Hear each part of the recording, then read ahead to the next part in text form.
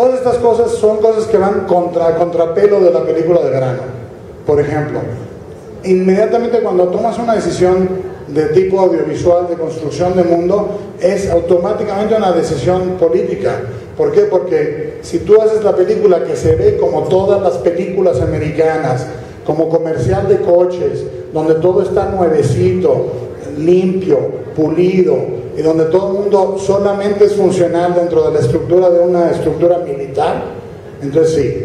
Pero si decides enseñar todo decadente, corroído, enmohecido, dañado, y lo haces una aventura con un espíritu romántico y puro de heroísmo humano, yo creo que es bien diferente. Entonces son códigos sutiles, pero soy padre de 2 niñas y me interesa muchísimo que si algún niño va a ver la película, no sienta que la única película de aventuras que existe es una película donde va a ser una oda al armamento, una oda a lo militar, una oda a un solo país, donde la única ciudad que va a ser atacada es Nueva York, ¿no? Porque en Nueva York parece que la Estatua de la Libertad es un magneto de monstruos y aliens y naves espaciales, y donde el personaje femenino va a tener una verdadera historia, donde va a tener un papel donde no va a ser una chica sexy, que o es chica sexy o es un hombre con falda, porque se vuelven unas máquinas de pelear y de acción, ¿no?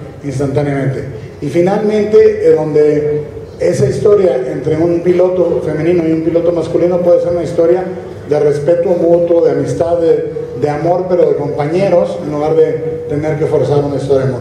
Te doy estas pautas porque es importante saber por qué escojo los colores de actores que escojo.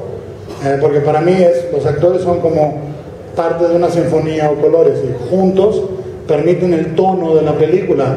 Si no hay el humor que traen Charlie y Ron, no es posible que en ese universo existan los monstruos gigantes y los robots gigantes. Si me voy demasiado a lo serio, hay un punto en donde estás viendo una película tan seria con la ciencia ficción que sale un robot gigante y sale fuera de tono, o un monstruo gigante y sale fuera de tono. Lo más delicado en cine es el tono, y no hay manera de explicarlo más que visceralmente. Lo creas visceralmente, y los actores son instrumentales en eso. ¿Sí contesté la pregunta? Nos echamos otros 20 minutos. Vamos con Fernando Moreno, el More de Ibero 90.9.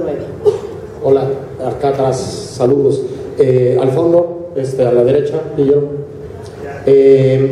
Contestaste ya por qué los escogiste a ellos, entonces les quisiera preguntar a ellos por qué trabajar contigo, Rinko. ¿Cómo se pasa de ser la Naoko de Tokyo Blues a la científica golpeadora de esta película? Charlie, ¿cómo se pasa de la comedia total a ser un científico? Y Ron, ¿por qué vuelves a trabajar con Guillermo 20 años después? Gracias. Las damas primero. I'm sorry, for me,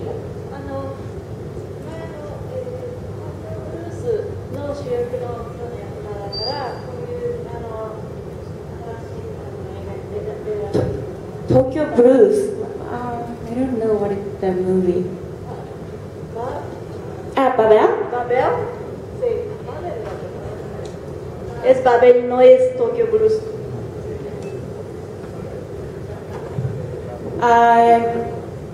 If I'm given a chance, I would jump into the any project as long as I like the role, I like the director, and especially for this movie, I really love Guillermo. And also 8 years ago, I met him. We were studying for Babel, and I said I'd love to work with you. And then 8 years later, I got this role. It's amazing. And also, when I work in with Guillermo, always I'm so happy and I'm so excited. And when my performance was good, he would get so happy. That motivated me work harder. It's amazing. For me, I think, as everyone in this room knows, Guillermo's a very, very special director, a very talented man. There are lots of people who make lots of movies. I think people make movies for all sorts of different reasons. But I don't think Guillermo makes movies to sleep with supermodels and buy expensive cars. I think he truly cares about making as beautiful, as interesting, as artistic, as special a movie as he can make. And to get an opportunity to work with someone like that is very special. And there are few directors who are as famous as their movies. Alfred Hitchcock comes to mind, or what you would imagine it was like to work with Orson Welles, where the director is as much a part of the success of the movie as the product. And when you see it, you're seeing that director's stamp. So for me, it was really a simple decision to say yes to it. Guillermo has such an infectious personality that it's hard to say no. And then to go from comedy to something of this nature was not something I had expected. It's something I'd certainly always hoped that I could do, but it was just a wonderful opportunity. I couldn't say no. Well, it's no secret that Guillermo and I go back 22 years now. I've said very often publicly and even more often privately that he's been probably the guiding force of the second half of my life. The second half of my life just wouldn't have occurred if it weren't for the opportunities that he's given me as an artist, the way he sees me, what my skill set is. No one else ever sees me that way. But being in the presence of somebody who has magnanimous a curiosity about life, and who is able to back it up with this brilliance that you really can never put into words. To me, he's like a kind of a living embodiment of Leonardo da Vinci. And all you got to do is look at the notebooks that he carries around with him to see why that is not an overstatement.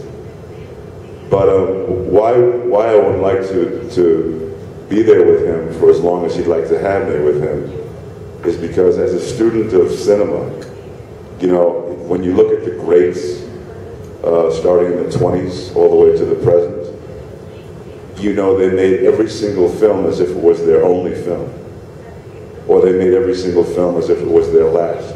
It's like it's like a philosophy. Live your life as if it's, live every day as if it's your last day on earth. So every single Guillermo del Toro movie is a standalone representation of some facet of his genius. And you could just look at that one thing and understand that this was a guy who had a transformational effect on the trajectory of worldwide historic cinema. And so for me to continue to be invited into the game and be a small color on this big painting on each of these projects is a joy, an honor, a pleasure that I'm not poet enough to put into words.